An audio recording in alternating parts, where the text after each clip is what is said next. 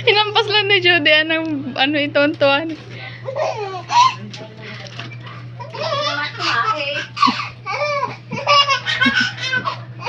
Lukas, mamayangan nga. Ang kanyang may. Tuwan-tuwa ito sa luboy.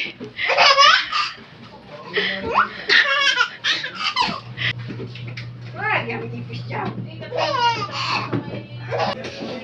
Dilig.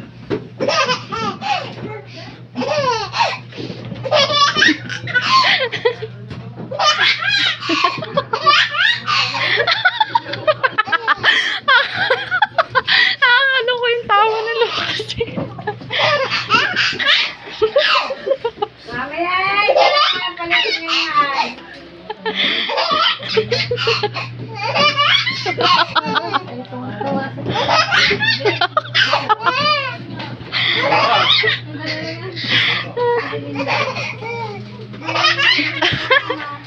Ang dalaway ka lang. Eh, baka daw mga ulan. Gagabihin daw.